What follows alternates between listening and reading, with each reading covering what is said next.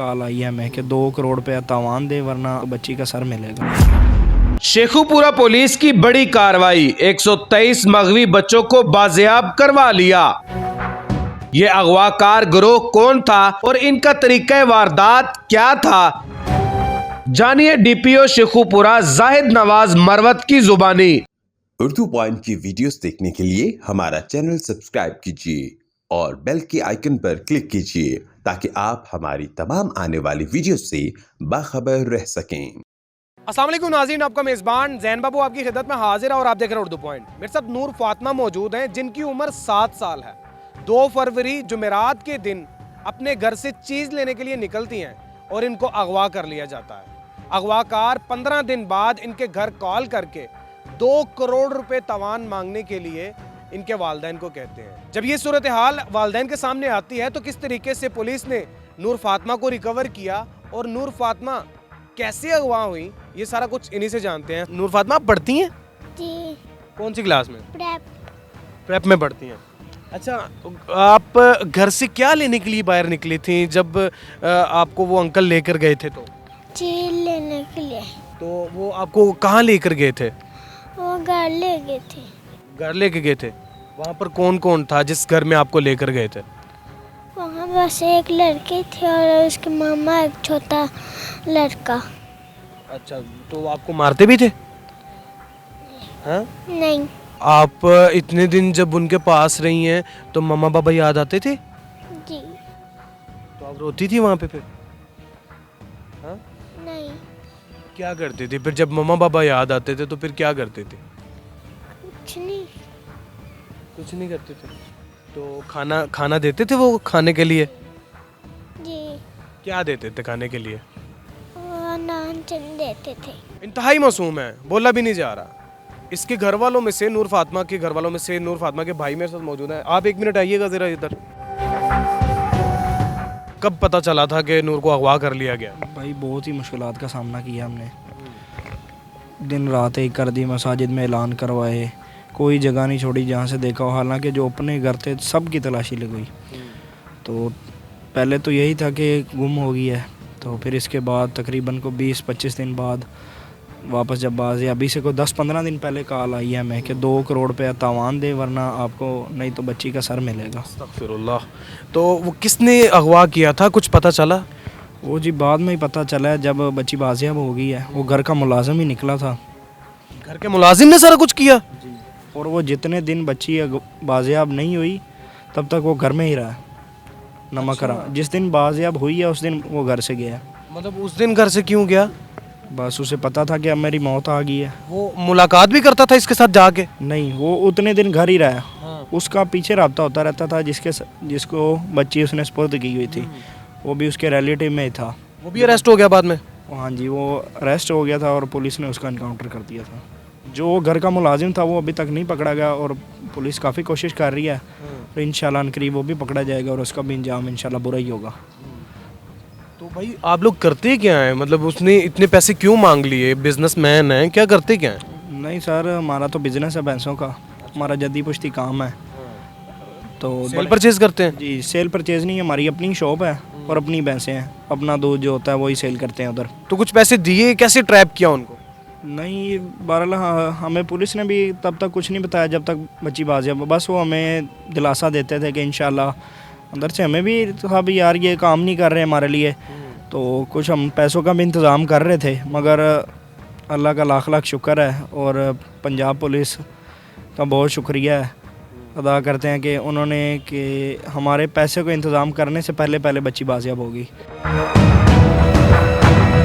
2 महीने का बच्चा, अगवाकार औरत आती है कतरे पिलाने के बहाने और बच्चे को उठाकर अगवा करके चले जाती है। ये किस तरीके से अगवा किया गया और कितनी देर बाद ये बच्चा बाजियाब हुआ?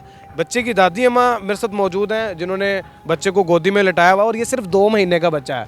बच्चे के साथ तो गुफ्तगू हो नहीं सकती। खाला जी ये बताइएगा कि किस तरीके से ये बच्चा आपका घर से उठा के ले गए? ਇਹ ਮੈਂ ਨਾ ਬੇਵਾ ਜੇ ਤੇ ਮੈਂ ਸਕੂਲ ਕੰਟੀਨ ਲਾਨੀ ਆ। ਸਾਡੇ ਮਹੱਲੇ 'ਚ ਸਕੂਲ ਹੈ ਤੇ ਮੈਂ ਸਕੂਲੇ ਚਲੀ ਗਈ ਆ। ਮੈਂ ਆਪਣੀ ਬਹੂ ਨੂੰ ਆਖਿਆ ਕਿ ਲੈ ਬੂਹਾ ਹਟੋ ਲੈ। ਉਹਨੇ ਬੂਹਾ ਨਹੀਂ ਢੋਇਆ ਤੇ ਆ ਬੱਚਾ ਉਹਨੇ ਨਾ ਝੋਲੀ 'ਚ ਪਾਇਆ ਤੇ ਖਤੂਨ ਆਈਆਂ ਨੇ 2। ਇਹ ਤੇਰੀ ਅੰਮੀਆਂ ਦੀ ਇਹਨਾਂ ਨੂੰ ਕਤਰੇ ਪਿਆਣੇ ਨੇ ਤੇ ਸਕੂਲ ਦੇ ਸਾਨੂੰ ਬੱਚਾ। ਉਹ ਆਂਦੀ ਮੈਂ ਨਹੀਂ ਦੇਣਾ, ਆਂਦੀ ਨਹੀਂ ਦੇ ਦੇ। ਉਹਨਾਂ ਕੋਲ ਨਾ ਧੱਕੇ ਨਾਲ ਖੋ ਕੇ ਤੇ ਲੈ ਗਈਆਂ ਨੇ। ਤੇ ਜਿਸ ਟਾਈਮ ਵਹਿੰਦੀਆਂ ਰਹੀਆਂ ਨੇ ਸਕੂਲ ਨਹੀਂ ਵੜੀ ਤੇ ਮੈਂ ਆਈ ਆ ਨਾ ਕੋ 11:40 ਬਾਅਦ। ਤੇ ਮੈਂ ਕਹਿੰਦੀ ਬੱਚਾ ਕਿੱਥੇ? ਆਂਦੀ ਅੰਮੀ ਲੈ ਤੂੰ ਆਪੇ ਤੇ ਸਕੂਲ ਮੰਗਾਇਆ। ਮੈਂ ਆਖਿਆ ਨਹੀਂ ਕੋਈ ਨਹੀਂ, ਮੈਂ ਕਿੱਥੇ ਮੰਗਾਇਆ? ਇਹ 2 ਬੁੱਢੀਆਂ ਆਈਆਂ ਸਨ, ਦੀ ਤੇਰੀ ਅੰਮੀ ਸਕੂਲੇ ਮੰਗਦੀ। ਅਸੀਂ ਫਿਰ ਦੌੜੇ ਆ, ਨਹੀਂ ਸਾਨੂੰ ਕੋਈ ਚੀਜ਼ ਵੀ ਲੱਭੀ। ਫਿਰ ਅਸੀਂ 1 ਫੈਲ ਤੇ ਕਾਲ ਕੀਤੀ ਹੈ। ਪੁਲਿਸ ਵਾਲਿਆਂ ਨੇ ਸਿਟੀ ਅਮਰੀਦਕੇ ਵਾਲਿਆਂ ਦਾ ਸ਼ੁਕਰੀਆ ਅਦਾ ਕਰਨੇ ਆ ਕਿ ਜਿਹੜੇ ਗੱਡੀਆਂ ਤੇ ਗੱਡੀਆਂ ਲੈ ਕੇ ਚਾਰ 'ਚ ਫਿਰ ਇਹਨਾਂ ਨਾਕਾ ਲਾ ਕੇ ਸਾਡਾ ਨਾ 6 ਘੰਟੇ ਬਾਅਦ ਸਾਡਾ ਬੱਚਾ ਸਾਨੂੰ ਵਾਪਸ ਦੇ ਦਿੱਤਾ। क्या नाम है भाई तुम्हारा? अल्ताफ। अल्ताफ, क्या करते हो?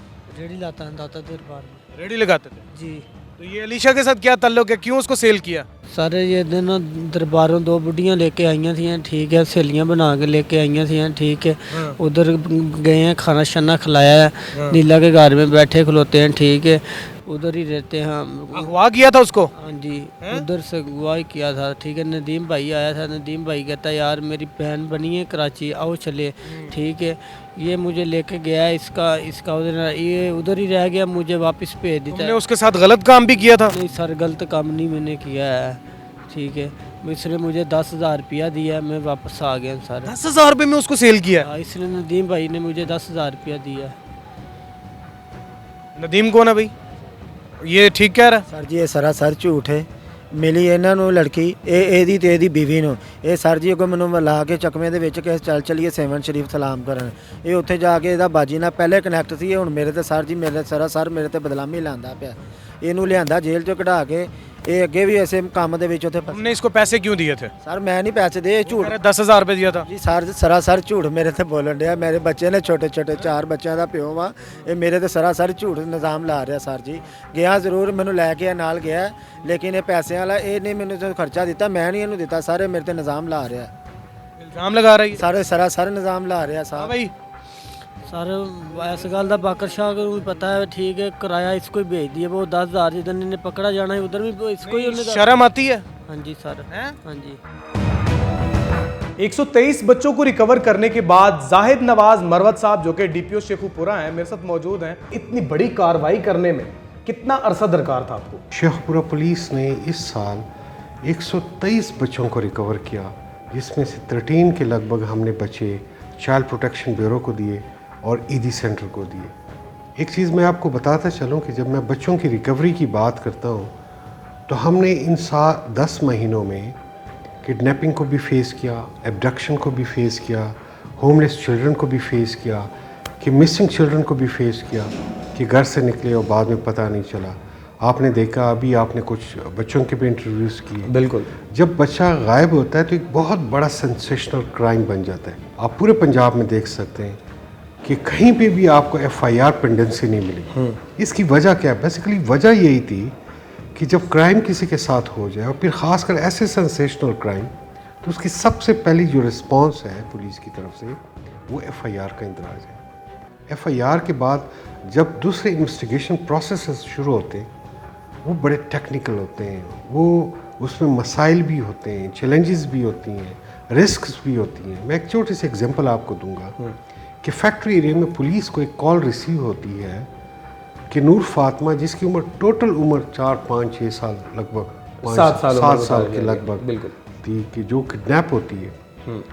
पहले तो पेरेंट्स भी डिले करते हैं क्योंकि वो समझते हैं कि शायद बच्ची इधर उधर कहीं होगी, आ जाएगी घर।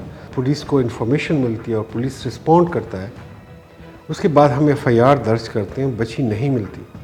आप हैरान होंगे कि टोटल बच्ची 28 दिन गायब रही। और जो भी किडनैपिंग होती है और ख़ासकर किडनैपिंग फॉर रैंसम होती है अगर, तो वो जो क्रिमिनल होता है वो बड़ा प्लानिंग के साथ जाते हैं। इस केस में जो चैलेंज था, पहले 15 डेज़ हमें कोई कॉल रिसीव नहीं होती। जब उनको 2 करोड़ की कॉल आती है तो ये कितना अजियतनाक और कर्ब का एक लम्हा होगा कि जो उसके लिए, उसकी फैमिली के लिए और फिर ख़ासकर पुलिस के लिए सर, कि किस तरह से उनको फैमिली को साइकोलॉजिकल सपोर्ट भी देना और उनको अपने साथ रखना ताकि उसने किडनैपर से क्या बात करनी है उसको एंगेज रखना। और इस दौरान वो जो फेज़ है सर, उसमें पुलिस का ऑपरेशन बहुत इम्पोर्टेंस रखता है। बात यह है, जब 123 बच्चों की हम बात करते हैं उनमें गरीब अमीर सबका रंग नस्ल सब की तमीज़ ख़त्म हो जाती है। बच्चे सबके लिए एक जैसे होते हैं। देखिए मैं आपको एक छोटी सी और एग्जांपल दूं। आपने ये बात की कि 123 बच्चों का अगवा होना या घर से मिस होना या होमलेस किड के तौर पे कहीं जाना, पुलिस के लिए तो सब एक जैसे। जब 152 की कॉल चलती है तो एक चैलेंज है। एक चैलेंज के तौर पे सिटी मुरीद के में 2 माह की बच्ची को पोलियो वर्कर की सूरत में ख़वातीन लेकर जाती। अब आप खुद देखें पुलिस के लिए कितना बड़ा चैलेंज है।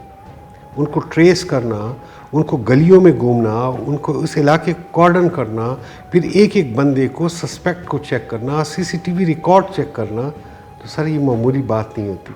और इसी तरह से जिस तरह पुलिस, एक और चीज़ भी मैं आपको थोड़ा सा गोशगुजार कर लूँ कि जब अगर से पुलिस काम कर रही होती लेकिन जिस घर के साथ ये वकूआ होता है उसकी बेचैनी तो वक्त के साथ हर लम्हे के साथ बढ़ती जाती।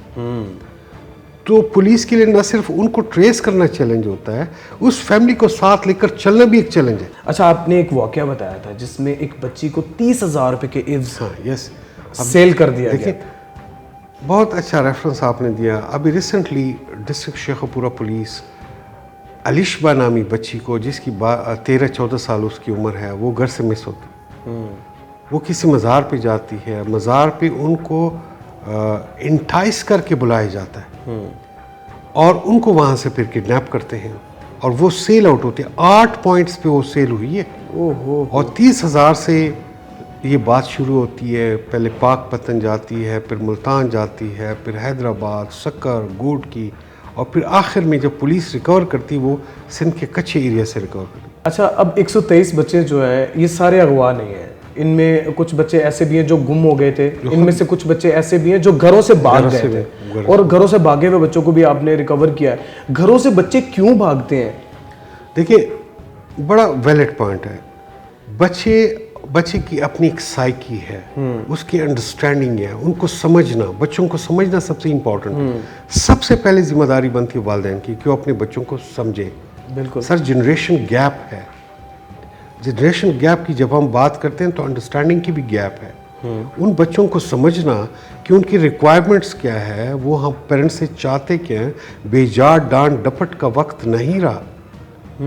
उनको आप ज़बरदस्ती से नहीं बिठा सकते। उनकी साइकी को समझना, उनके इंटरेस्ट को समझना, उनके लाइक्स और उनको डिसलाइक्स को समझना, उनको अपना दोस्त बनाना वालिदैन की जिम्मेदारी। एंड अगेन, जब वो मस्जिद में जाते हैं, दरसगाह में जाते हैं, किसी भी स्कूल इंस्टीट्यूशन में जाते हैं, फिर टीचर्स पे ये रोल आ जाता है कि टीचर्स उनको समझे, वो मार पीट की बजाय उनको कन्विंसिंगली एजुकेट करें, अपने बच्चों को अपना समझ के उनकी गाइडेंस करें, उनको एक अच्छा डिसिप्लिन दें, उनको एक अच्छा वे आउट दें, उनके इमोशंस का ख्याल रखें, उनके फ्यूचर के मुतालिक अच्छे फैसले करें और उन फैसलों में उनको पार्टनर्स बनाएं, डिक्टेट ना करें, तो फिर इंशाल्लाह सब ठीक हो जाएगा।